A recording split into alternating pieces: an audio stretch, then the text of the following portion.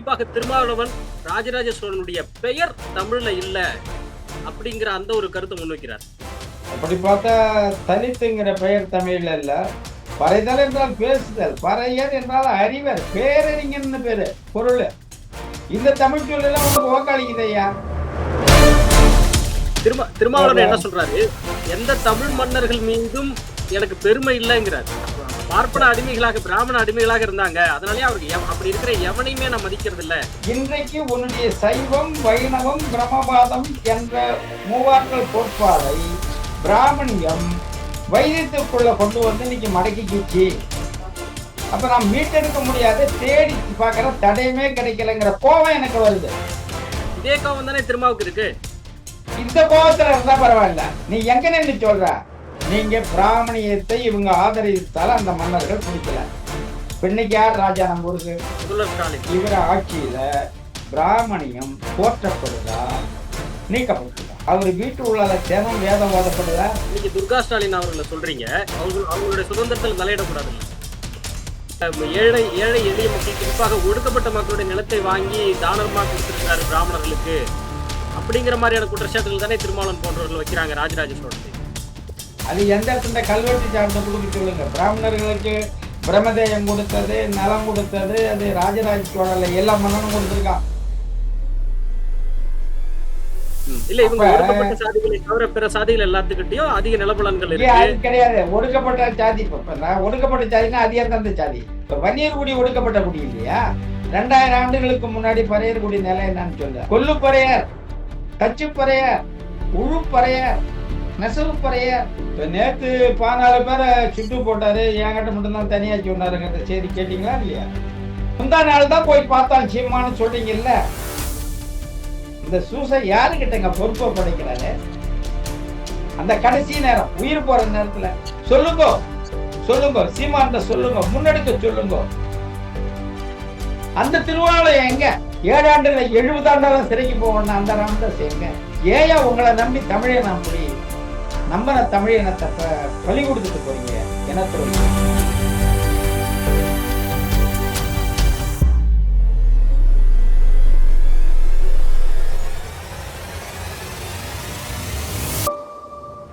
நம்ம பண்ணை இயற்கை அங்காடி. தொடர்புக்கு 87 54 44 92 99. உலகில் எங்கு பிறப்பினும் தமிழ் கற்கலாம், கற்பிக்கலாம். ஔவையார் பாடசாலை .org. ஐயா வணக்கம். வணக்கம் ஐயா, திருமாவளவன் அவர்கள் பேசுனதை கேட்டிருப்பீங்க. ஒரு சில விஷயங்கள் சர்ச்சைக்குரிய வகையில் இருக்குது. எதற்காக காலந்தோறும் ராஜராஜ சோழன் என்பவர் குறித்த ஒரு விமர்சனத்தை முன்வைக்கிறாங்க. குறிப்பாக திருமாவளவன் ராஜராஜ சோழனுடைய பெயர் தமிழ்ல இல்ல அப்படிங்கிற அந்த ஒரு கருத்தை முன்வைக்கிறார். அப்படி பார்த்தா தலித்துங்கிற பெயர் தமிழ்ல இல்ல. இவர் எப்படி தலித் இயக்கம்ங்கிறாரு? பறையர்குடின்னு சொன்னா அவனுக்கு வெக்கமா இருக்கு, அந்த சொல்லு தாழ்வா இருக்கு. பறையர்னு சொல்லி அவனாவது வந்தான்னாக்கா அது செருப்பால் அடிடாங்கிற. பறையருங்கிற சொல்லி என்ன சொல்லு? சமஸ்கிருத சொல்லா? பறைதல் என்றால் பேசுதல், பறையர் என்றால் அறிவர், பேரறிஞர்னு பேரு பொருள். இந்த தமிழ் சொல்லலாம் உனக்கு ஓக்காளிக்குது ஐயா. சரி, அதே இருக்கட்டும். ராஜராஜன்ங்கிறது அவருடைய இயற்பெயரா? ராஜராஜனுடைய இயற்பெயர் அருள்மொழிவர்மன். அப்ப அவருடைய அண்ணன் ஆதித்த கரிகாலன், அக்கா குந்தவை நாச்சியார். குந்தவை நாச்சியாருக்கு மந்தாகினி அப்படிங்கிற இது உண்டு. அவளுக்கு குந்தவைக்கு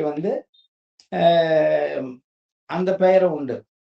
மந்தாகினிங்கிற ஒரு பெயரும் குந்தவை நாச்சியாருக்கு உண்டு. அருள்மொழிவர்மன் இயற்பெயரு. அதுக்கு அவருக்கு 30-40 பெயர் இருக்கு, பட்ட பெயரு. நான் அந்த லிஸ்ட ஒரு முறை வாசிச்சிடுறேங்க ஐயா நேயர்களுக்காக. அந்த 42 பட்ட பெயர்கள்: அருண்மொழி, அருண்மொழி தேவன், ராஜகேசரி, மும்முடி சோழன், சோழகுலசேகரன், திரிபுவன சக்கரவர்த்தி, சத்திரிய சிகாமணி, சோழ மார்த்தாண்டன், சோழேந்திரன், ராஜராஜன், ராஜராஜ சோழன், ராஜகேசரிவர்மன், ஜெயங்கொண்ட சோழன், அபயகுலசேகரன், வீரராஜேந்திரன், சோழச்சிம்மன், சோழகுல திலகன், சோழ பாண்டியன், சோழ நாராயணன், ராஜாதிராஜன், சக்கரவர்த்தி திருமேனி, பாண்டிய குலாந்தகன், சேராந்தகன், கங்கை கொண்டான், இலங்கை கொண்டான், காடவராயன், மலையமான், கடல் கொண்டான், திருச்சோழன், உலகுடைய பெருமாள், சோழகுல மாணிக்கம், சோழகுல சிரோமணி, வீரபாண்டிய தலை கொண்டான், சோழபுரநாதன், ராஜமகேந்திரன், ராஜ வல்லபன், சோழேஸ்வரன், சத்திரிய வர்மன், சோழ வீரன், தர்மராஜன், மகாராஜ மகாராஜாதிராஜன், ஸ்ரீ ராஜராஜ தேவர். இப்படியா 42 பெயர்கள் சொல்றாங்க. இப்படி அவருக்கு ஆ. இப்ப முதல்ல அவனுடைய இயற்பெயர் என்ன, இவருக்கு இயற்பெயர் என்ன, எனக்கே சரியா தெரியல. இப்ப திருமாவளவன்ங்கிறது இவர் வச்சுக்கின பேரு. பெரும்பாலும் அப்பன் தான் பிள்ளைக்கு பேர் வைப்பான். எந்த உலகத்திலயும் பிள்ளை அப்பனுக்கு வச்சது பேர் வச்சது கிடையாது. ஏன்னா பிள்ளைங்கிறது அப்பனுடைய சொத்து, தாய் தந்தருடைய சொத்து. திருவள்ளுவர் தெளிவா கொடுப்பாரு. தம் பொருள் என்ப தம் மக்கள், மற்ற அவர் பொருள் அவரவர் வினையால் வரும்பாரு. ஒரு கணவன் மனைவி தாய் தந்தையினுடைய சொத்தே தான் பிள்ளைதான். நீ ஆளாகி உன் சிந்தனை வந்து நீ கல்யாணம் பண்ற காலகட்டத்தில் தான் நீ தனிப்பட்டவன். அது வரைக்கும் பெற்றோருடைய சொத்து. அப்ப பெற்றவங்க என்ன பேரு வைக்கிறாங்களோ அந்த பேரோட தான் நீ இயங்கணும். இவர் தூக்கி பிடிக்கிறாங்கல்ல, பெரியார் மட்டும்தான் பெரியாரு, வேற யாரும் பெரியாரு கிடையாது, அதுக்கு வேற ஒண்ணு வேற சொல்லியிருக்காரு. அவரே பேரை மாத்திக்கலையா? ஈவே ராமசாமி நாயக்கருங்கிறதுல அது முதல்ல நாயக்கரை போட்டிருந்தாரு. பின்னாடி இந்த சாதி ஒழிப்பு பத்தி பேச ஆரம்பிச்ச பிறகு நாயக்கரை எடுத்துட்டாரு. ஈவே ராமசாமி தான் போட்டுக்கினாரு. அவர் நினைச்சிருந்தா எந்த பேரை வேணாலும் வச்சிருக்கலாம் புதுசா. பின்னாடி வச்சாங்கல்ல, தட்சிணாமூர்த்தி கருணாநிதி என்னும், சாரங்கபாணி வீரமணி என்னும், நாராயணசாமி நெடுஞ்செழி என்ன பேரு மாத்திக்கின மாதிரி அவர் நினைச்சா மாத்திக்கலாம். அவருக்கு இருந்த அறிவு கூட நீங்க தந்தையார் வச்ச பெயரையே மாத்திட்டீங்க. இல்ல அது தமிழ்ல இல்ல, மாத்தித்தானே ஆகணும். அது இப்போ நீங்க திருமாவளவன் பெயரே நம்ம இப்ப முதல்ல விளக்கம் சொன்னது உங்களுக்கு புரியலையா? தன் பெயருங்கிறது நம்மளுக்கு உரிமையானது இல்ல, நம்ம அப்பா அம்மாவுக்கு உரிமையானதுங்கிற, பெற்றவனுக்கு உரிமையானது. சரி, இவரு கல்யாணம் பண்ணல, இவரு பிள்ளை பார்க்கல, அதனால இவருக்கு தெரியாது. இவரு கல்யாணம் பண்ணி இவர் ஒரு குழந்தை பார்த்தாருன்னா அதுக்கு பேர் யாரு வைப்பா? இவர் தானே. அன்னைய சூழ்நிலை, அன்னைய காலத்தினுடைய வரலாற்று படிப்பினை அந்த பெயர்லாம். அன்னைக்கு என்ன பண்பாடு இருந்தது, மக்கள் மத்தியில சமய உணர்வு எப்படி இருந்தது, அதை படம் பிடிச்சு காட்டுறது அந்த பெயரு.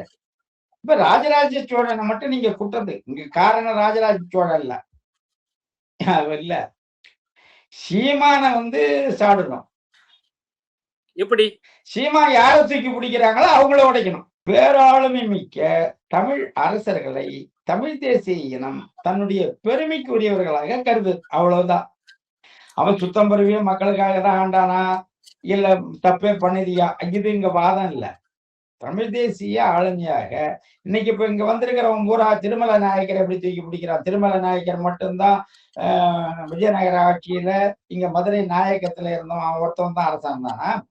செஞ்சி நாயக்கத்துல இல்லையா? விஜயராக நாயக்கன் இல்லையா? இந்த தஞ்சை நாயக்கத்துல, செஞ்சி நாயக்கத்துல இல்லையா? அப்ப செஞ்சி நாயக்கம், தஞ்சை நாயக்கம், மதுரை நாயக்கம், 3 நாயக்கத்திலையும் கிட்டத்தட்ட 500 ஆண்டு காலமா தொடர்ந்து எத்தனை அரசம் வந்திருக்கா?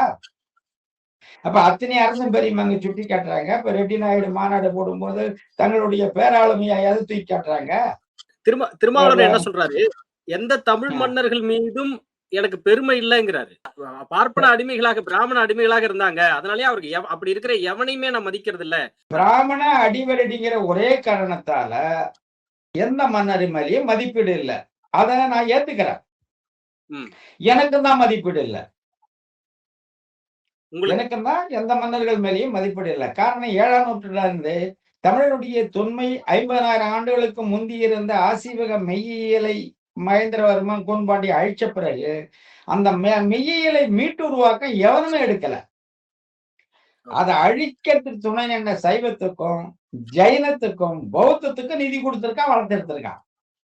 குந்தவை நாச்சியார் காலத்துல திருமலையில ஜைன கோயில் கட்டி கொடுத்திருக்காங்க. நாகப்பட்டினத்துல புத்தகரைக்கு நிதி கொடுத்திருக்காங்க. தமிழ்நாட்டில இருந்த அனைத்து பாழிகளும் 9ஆம் நூற்றாண்டுல ஜைனர்களிடம் ஒப்படைக்கப்படுது. சமண பாழிகள் ஜைனர்களிடம் ஒப்படைக்கப்படுது. சமண பள்ளி இருந்த இடம் கூட இடிச்சிட்டு சிவன் கோயில் கட்டப்படுது. அப்ப என் பாட்ட மேல எனக்கு என்ன வருத்தம் அப்படின்னா, யாரு இந்த மன்னர்கள் எல்லாம் நம்ம முன்னோர்கள் தானே. அப்ப என் பாட்ட என் மண்ண ஆண்ட முன்னோர் மேல எனக்கு என்ன பேரனு கோபம் வருதுன்னா, ஏண்டா தொன்மை மெய்யியல மீட்டு கொடுக்கல நீனு, எனக்கு நீ மீட்டு கொடுக்காததால தானே இன்றைக்கு உன்னுடைய சைவம், வைணவம், பிரம்மபாதம் என்ற மூவாற்றல் கோட்பாடை பிராமணியம் வைத்தியத்துக்குள்ள கொண்டு வந்து இன்னைக்கு மடக்கிக்கிச்சு. அப்ப நான் மீட்டெடுக்க முடியாத தேடி பாக்குற தடையுமே கிடைக்கலங்கிற கோபம் எனக்கு வருது. இதே கோபம் தானே திருமாவுக்கு இருக்கு. இந்த கோபத்துல இருந்தா பரவாயில்ல. நீ எங்க நின்று சொல்ற? நீ எங்க நின்று சொல்ற? இதெல்லாம் அழிச்சான அவன் காலடியில் நின்று சொல்ற. இதெல்லாம் அழிச்சான்ல. இந்த தமிழ் மன்னர்களை விட உச்சகட்டத்துல தமிழ்நாட்டுல பிராமணியத்தை மேலோக்கி நின்று வளர்த்தெடுத்த விஜயநகர ஆட்சி இருக்குல்ல, அவனுடைய வாரிசு பேர இருக்கல்ல இன்னைய திராவிட ஆட்சி, அந்த கொட்டகையில போய் கொட்டடை அடியில நின்று காலை கெட்டிமா பிடிச்சிக்கின்னு நான் உடவே மாட்டேன்னு வீம்பு கட்டி பிடிச்சிக்கின்னு அங்க நின்னுக்குன்னு நீ இங்க பார்த்து பேசக்கூடாது. நீ எங்க நின்று பேசணும்? தமிழரசனுக்கும் பிறகு அந்த இயக்கத்தை கட்டி எழுப்பின லெனின் தலைமை தாங்கினா, மாறன் தலைமை தாங்கினாப்புல இன்னைக்கு யாருமே இல்லை, இயக்கம் போயிடுச்சு. அந்த இயக்கத்துக்கு தலைமை ஏற்று நின்னுக்குன்னு இவனு பண்ணதெல்லாம் தப்புன்னு சொன்னா அது வரவேற்கக்கூடியது. நீங்க பிராமணியத்தை இவங்க ஆதரித்தால அந்த மன்னர்கள் பிடிக்கல. இன்னைக்கு யார் ராஜா நம்ம ஊருக்கு? முதல்வர் ஸ்டாலின். இவர ஆட்சியில பிராமணியம் போற்றப்படுதா, நீக்கப்படுதா? இது மக்களாட்சி இல்லையா? இது ராஜான்னு எப்படி சொல்லுவீங்க? இது மக்களாட்சி இல்ல. ஏங்க மக்களாட்சி, மக்களா ஓட்டு போட்டு உங்ககிட்ட கொடுத்துட்டான்ல, 5 வருஷம் வரைக்கும் நீ தான் ராஜா. மக்களால உன்னை எட்ட தூக்க முடியாது. மக்களால திருப்பி தூக்க முடியும்னா எப்பயும் மறாத வருஷமே தூக்கியிருப்பான். அந்த 5 வருஷம் வரைக்கும் நீ ராஜா தான், ஒண்ணும் பண்ண முடியாது. ஏர்போர்ட் மூர்த்தியே ஆளை விட்டு அடிக்க சொல்ற, அடிக்கிறான், தடுக்கிறாரு. அடிச்சவன் மேல வழக்கு இல்ல, தடுத்தவன் மேல வழக்கு போட்டு அப்புறம் குண்டா சட்டம் போடுறேன்னா இது என்ன ராஜா ஆட்சியா? என்ன ஆட்சி? ராஜா ஆட்சி கூட நேர்மையான ஆட்சி இருக்கும், அரசனுடைய ஆட்சி. இது சர்வாதிகாரம் கூட இல்ல, கொடுங்கோல் ஆட்சி. நீங்க ஏன்டா தமிழர் கழகம்னு வைக்கல அன்னைக்கு 44 கேட்டா, தமிழர்னு சொன்னா பிராமணனும் உள்ள பாப்பானும் உள்ள வந்துருவான்னு சொன்னல, அதனால்தான் திராவிடர். அப்ப திராவிடர் கழகம்னா நான் பிராமின் தானே பொருள். அப்ப உங்க ஆட்சி வந்த பிறகு எந்த கோயில்லையும் பிராமணர்கள் இருக்கக்கூடாதுல்ல, எல்லாத்தையும் பிடிச்சி வெளியெடுத்து கடை இருக்கணும்ல, உன் கையில பவர் இருக்குல்ல. அனைத்து ஜாதிகாரனும் அர்ச்சகராவலன் சட்டம் கொண்டு வந்தியா, அந்த இடத்துல நான் பிராமண அத்தனை பேரையும் நீங்க குறுக்களா போட்டிருக்கணும்ல. திருமா கையில பவர் இல்ல இல்ல. ஏங்க நீங்க தாங்க திமுக காலை பிடிச்சி நிக்கிறீங்க, ஸ்டாலினை பிடிச்சி நிக்கிறீங்க. திமுகவை வந்து யாருக்கு வீழ்த்த நினைச்சாலும் என்ன வீழ்த்திட்டு தான் வீழ்த்தலாம். நாங்க நூற்றுக்கணக்கான சிறுத்தைகள் உயிரை கொடுத்தாவது அதை காப்போம். அப்படி திருமாவளவன் உயிர் இல்ல, எங்க அப்பாவி பிள்ளையோ எங்க பிள்ளைல உயிரை கொடுத்துட்டு இவர் அங்க காப்பாரு. உயர கலசத்துல வந்து நீங்க நீர் ஊற்றும் போது 10 பேர் போனாக்கா 5 பேர் பிராமணர்னா 5 பேர் ஓதுவார் அளவு கூட்டு போங்க, இதுதான் கேட்டது. இதை நீதிமன்றமும் அனுமதி கொடுத்துட்டது, தீர்ப்பு கொடுத்துட்டது. ஆனா நடைமுறை கடைசி வரைக்கும் தமிழ்ல பண்றோம்னு ஒலிபெருக்கியில வெளியால தமிழ்ல ஓதுவார வந்து கோயிலுக்கும் வெளியால உட்கார வச்சு கத்த சொல்லி அங்க ஒலிபெருக்க வச்சுட்டு உள்ள நடந்த பூஜை பூராமே சமஸ்கிருதத்துல வேதம் ஓதப்பட்டது. யார் ஆட்சியில யார் ராஜாப்ப? நான் என்ன சொல்றேன், 1000 ஆண்டுகளுக்கு முன்னாடி அது பண்ணா இது பண்ணான்னு நோன்றல்ல, உன் கண்ணு முன்னாடியே நீ அடிதாங்கி நிக்கிறிய அந்த ராஜா ஆட்சியில நடக்குது இல்ல. சரி, இதெல்லாம் கூட விட்டு தள்ளுங்க. உங்க ராஜாவுடைய வீடு இருக்குல்ல, திராவிட மாடல் ராஜா இருக்காருல்ல, அரசன் இருக்காருல்ல, அவர் வீட்டு உள்ள தினம் வேதம் ஓதப்படுதா? நீங்க சொல்ற பாப்பான் தினம் அங்க வந்து மந்திரம் ஓதுறானா, பூசை நடக்குதா, வேள்வி நடக்குதா, யாகம் நடக்குதா, ஊர்ல இருக்கிற எல்லா சாமி படமும் எல்லா சிலையும் அங்க உள்ள வச்சிருக்கா? நீங்க துர்கா ஸ்டாலின் அவர்களை சொல்றீங்க, இது ஒரு தனிப்பட்ட ஒருத்தருடைய திணிக்க கூடாது, அவங்களுடைய சுதந்திரத்துல தலையிடக்கூடாது இல்ல. யார் சுதந்திரத்துல? துர்கா ஸ்டாலின் சொல்றேன். அவங்க தனிப்பட்டவங்கன்னாக்கா நாளைக்கு ஸ்டாலினுக்கு ஒண்ணுனாக்கா அவங்க துக்கத்துக்கு கூட அவங்க அழமாட்டாங்களா? ஏங்க, பண்டைய காலத்துல அரசனுக்கு என்ன அதிகாரம் இருந்ததோ அந்த அதிகாரம் பட்டத்தரசிக்கு இருந்தது. அரசன் போடுற உத்தரவு, அரச வெளியூர் போயிட்டாங்கன்னா அதே உத்தரவுல இவங்க கையெழுத்து போட்டாங்கன்னா அரசு செல்லும். அரசு ஆணை எது? தனிப்பட்ட ஒரு துர்கா ஸ்டாலினுக்கு கோயில் எதுக்கு போலீஸ் பாதுகாப்பு? நீ முதலமைச்சர் மனைவி இல்ல. 3 கோடி ரூபாயில பீரோ எப்படி வந்தது? புடவை வைக்கிற பீரோ எங்க இருந்து வந்தது? எந்த கோயிலுக்கு போனாலும் ஒவ்வொரு கோயிலுக்கு போற நீங்க காவல்துறை அணிவகுப்பு இங்க நடத்த முதல் மரியாதை எல்லாத்தையும் வழி திறந்து எல்லாரையும் வெளியே போட்டு நேரா உள்ள கொண்டு போறாங்களா? ஒரு அரசுக்கு உள்ள வரவேற்பு நடக்குது. அது எப்படி? அப்ப அரசுக்கும் உங்களுக்கும் பாத்தியதுமே இல்லை, தனிப்பட்டவங்களே அவங்க. அது அது எப்படி நீங்க திராவிட மாடல? இது இந்துத்துவ மாடலா? வீட்டுக்கு வெளியால வந்துட்டீங்கன்னா மேடையில வந்து பெரியார் வாரிசு, வீட்டு உள்ளால போந்து சனாதன வாரிசா? இல்ல திருமாவளவன் இதுல என்ன நோக்கத்துல அதை சொல்றாருன்னு பாருங்களேன். ஒரு ராஜராஜ சோழன் மாதிரி ஒரு அரசன், அவன் வந்து அதை பண்ணா இது பண்ணான்னு சொல்லிட்டு இன்னைக்கு அவர்களுடைய வழி வந்தவர்கள் நாங்க ஆண்ட பரம்பரை இப்படி எல்லாம் ஒரு பெருமை பேசிக்கிட்டு பேசுறாங்க. அப்ப இதெல்லாம் எனக்கு எந்த பெருமையும் இல்ல. அப்ப நான் அதை ஆண்ட பரம்பரை இப்படி எல்லாம் பேசுற அந்த ஒரு போக்க வந்து எதிர்த்து தானே திருமாவளவன் இப்படியான கருத்தை வைக்கிறாரு. நம்ம ஒரு என்ன சமத்துவத்தை சொல்றோம்னா, நோக்கின கருத்து தானே. தமிழ்நாட்டுல விஜயநகர ஆட்சிக்கு முன்னாடி கிபி 1371 தான் விஜயநகர அரசு மதுரையை பிடிக்குது. அதுக்கு முன்னாடி ஒரு 1350க்கு முன்னாடி வச்சுக்கோங்க. தமிழ்நாட்டுல ஆண்டது தமிழனா வேற எவனாவதா? அது சோழனா இருக்கட்டும், பாண்டியனா இருக்கட்டும், பல்லவனா இருக்கட்டும், சிற்றரசா இருக்கட்டும், இவங்க ஆண்டதெல்லாம் தமிழனா தமிழா இல்லையா?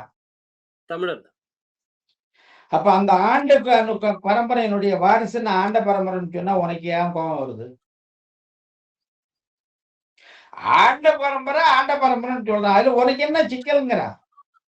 அதுல என்ன சிக்கல்னா, ஆண்டவர்களே அவங்க வாரிசு அவங்களே ஆண்டு இருக்காங்க. அதனால அவர் ஆண்ட பரம்பரைங்கிறத அவங்க எதிர்க்கிறாங்க. வாரிசா தானே இருந்திருக்கு அப்போ. ஆமா, அது அரசுங்கிற இங்கிலாந்துல மன்னர் பரம்பரை வாரிசு தான் வருது. அதை போய் தடுத்துட்டு வர சொல்லலாம். அங்க மக்களாட்சி தான், பார்லிமெண்ட் நடக்குது.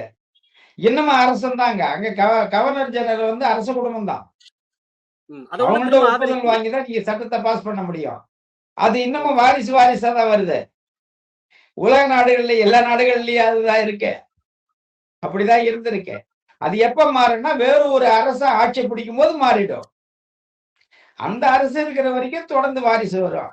இன்னொரு நாட்டுக்காரன் வந்து புடிச்சிட்டாருன்னா அப்புறம் அவன் வாரிசு வரும். இப்படிதான் இருந்திருக்கு. அது நம்ம ஊர்ல மட்டும் இல்ல, எல்லா நாட்டிலயும் அப்படிதான் இருந்திருக்கு.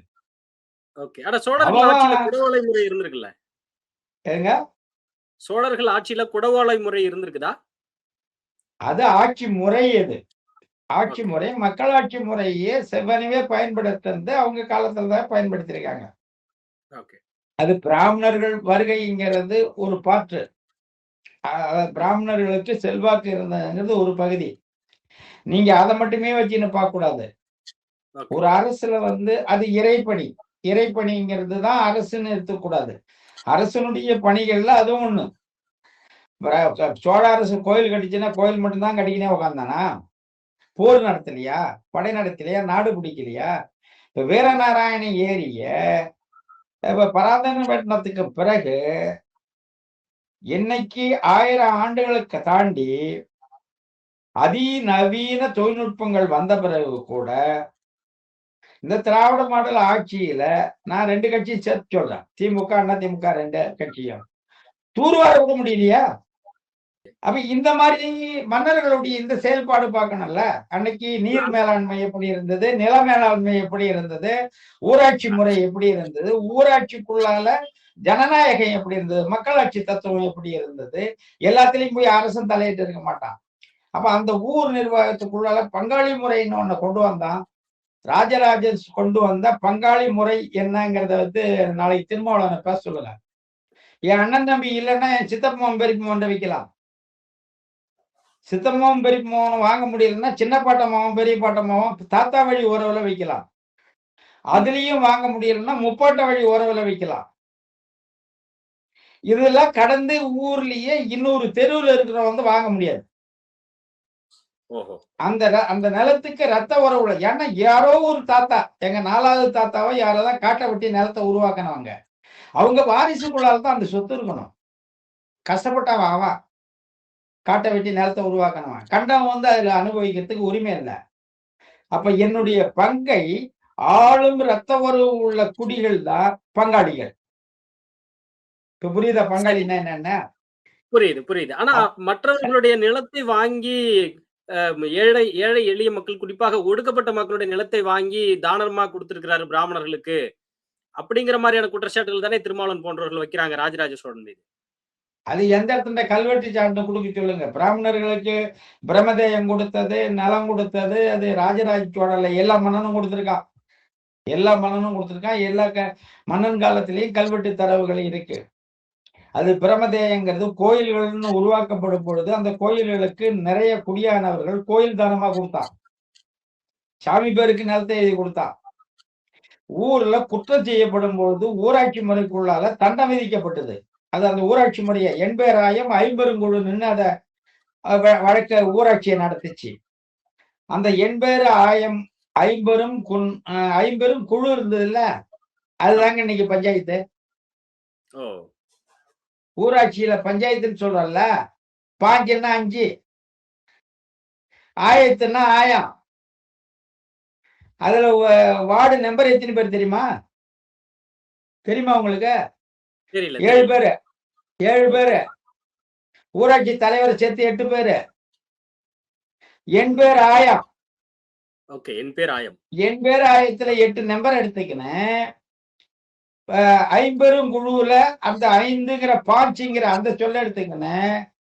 8ல ஆயத்தை எடுத்துக்கினேன். பாஞ்சு ஆயம், பாஞ்சாயம் பஞ்சாயத்து. சோழம் போட்ட பிச்சை. ஊராட்சி முறை இன்னைக்கு நடத்துறது சோழம் போட்ட பிச்சை. இங்க வந்து ஐம்பெருங்குழு இல்ல, எண்பெரும் ஆயத்தை தான் பஞ்சாயத்துன்னு வச்சிருக்காங்க. அதுல ஐம்பெருங்குழு ஒண்ணு இருந்தது. இதுக்கு மேல அவங்கதான் நீதி நெறி பரிபாலனம் பண்ணாங்க. அப்ப ஊர்ல தண்டம் விதிக்கப்பட்டது. குற்றவாளிகளிலிருந்து தண்டம் விதிக்கப்பட்ட நிலங்கள் வந்து ஏலம் விடப்பட்டது. ஏலம் விடப்பட்டு அந்த நிலத்தை ஏலம் எடுத்து வாங்கினவன் வசதி வாய்ப்பா உள்ளவன் கோயிலுக்கு கொடுத்தான். இப்படி கோயிலுக்கு கொடுக்கப்பட்ட நிலம் கோயிலை நிர்வாகம் பண்ணி இருந்த பிராமணர்களுடைய மானியமா ஒப்படைக்கப்பட்டது. அதுல வர வருவாய் முழுக்க அந்த பிராமணருடைய கட்டுப்பாட்டு கீழே இருந்தது. அதுக்கு வரி தண்டாத வரி விலக்கு நீக்கணும் கோயில் நிலங்கிறதால. அதுல வந்த வருவாயை கொண்டு அந்த பிராமணர்கள் போஷிக்கணும் தான்.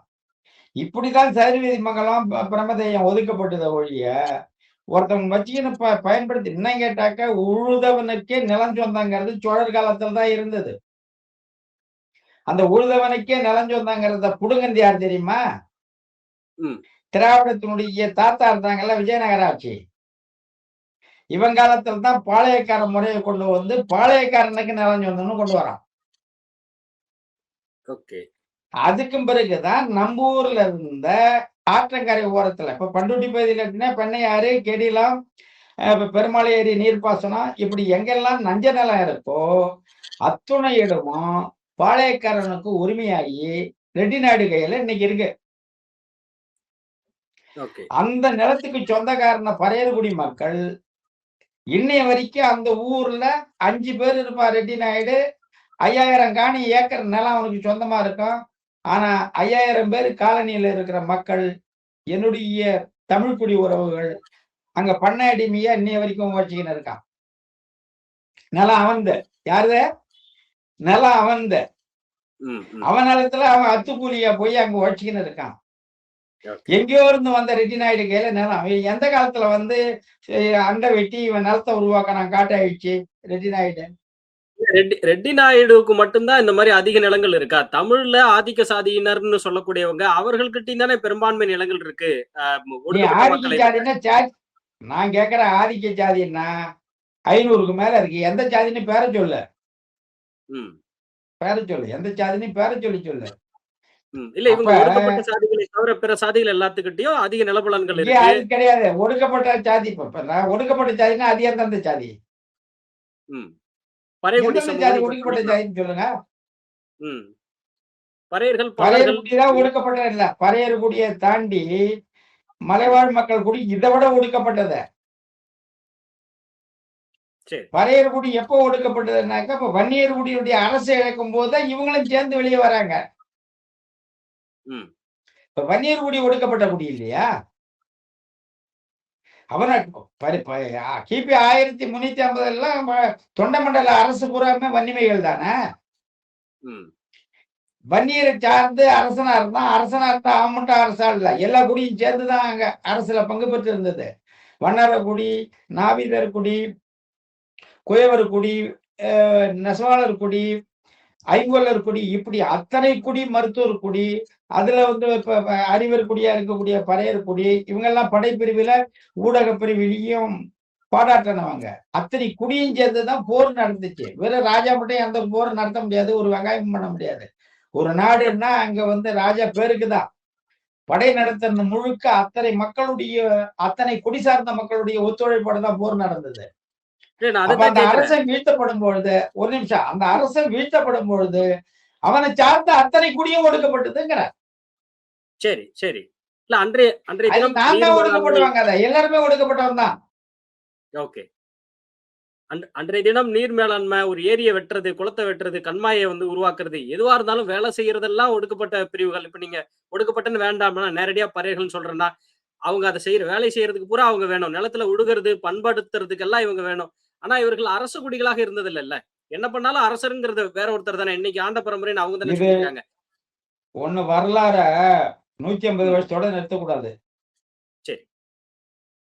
150 வருஷம் இருந்தீங்கன்னா ஈவேரா வரலாறு மட்டும் தான் படிக்கலாம். ஒரு 500 வரைக்கும் கடத்தினீங்கன்னா விஜயநகர அரசனுடைய வரலாறு தெரியும். அந்த காலகட்டம் தான் திருமாவளவன் சொல்ற கொடுமை எல்லாம் நடந்தது. விஜயநகர ஆட்சிக்கு பிறகுதான் இந்த கொடுமை நடந்தது. விஜயநகர ஆட்சிக்கு முன்னாடி அப்படியே ஒரு 1000 ஆண்டு கடத்த சொல்லு. 1000 ஆண்டுகளுக்கு முன்னாடி பறையர்குடி நிலை என்னன்னு அவரு சொல்லு. ஒரு 1500 2000 ஆண்டுகளுக்கு முன்னாடி பறையர்குடி நிலை என்னன்னு சொல்லு. அன்னைக்கு பறையர்குடின்னா எதுன்னு தெரியுமா? அத்தனை குடியும் பறையர்குடி. கொல்லுப்பறையர், தச்சுப்பறையர், உழுப்பறையர், நெசவுப்பறையர், எல்லா குடிக்கும் பின்னாடியும் பறையப்பட்ட இருந்தது. இப்ப சிவனைய போர் சைவ போருக்கும் பிறகு யார் யாரெல்லாம் ஆசீவகத்துல இருந்து சைவத்துக்கு தழுவினாங்களோ அவங்களுக்கு எல்லாம் குடிப்பட்டம் பறைப்பட்டம் நீக்கப்பட்டது. ஆசீவகத்திலிருந்து சைவம் தழு நெத்தியில சாம்பல பூச்சிக்கின தச்சனுக்கு தச்சு பறையர் பூட்டுது, தச்ச மட்டும் நின்னா. வண்ணார பறையர் பூட்டுது, வண்ணா நின்னா. குயப்பறையர் அந்த பறையர் பூட்டுது, குயவன் நின்னா. நீ எவன் சாம்பல பூசிக்க மறுத்தானா அவன்கிட்ட மட்டும் அந்த பறைப்பட்டம் நின்னுது.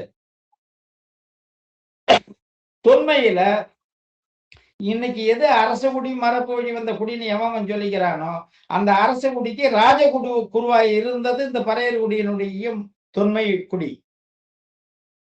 அப்ப அரசனுக்கு மேல உட்கார்ந்திருந்தவன்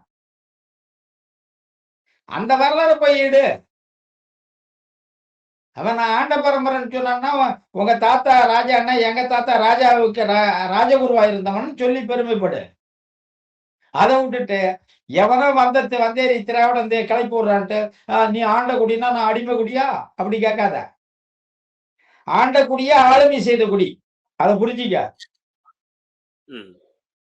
பேரறிஞர்கள், ராஜ குருக்கள், வானியல் கணிஞர்கள், ஒற்று போனவங்க அவங்க, தூது போனது அவங்க, மாற்று அரசு கிட்ட பேச்சுவார்த்தை நடத்தினது, போர் படைய வழி நடத்தினது, ஊடக பிரிவு கையில இருந்தது. போர் முன்ன போகணும் பின்ன வரணும், படை லெப்ட் ரைட் எல்லாத்தையுமே இவங்கதான் வழி நடத்தினவங்க. முன்ன தளபதியா நின்ன எப்படி நீ போய் ஒரு உயர்த்தக்கூடிய அடிமை விடுன்னு நீங்க சொல்லிருக்கீங்க? வெக்கமான இல்லாத. அடிமையாக்கப்பட்டது விஜயநகர காலத்துல.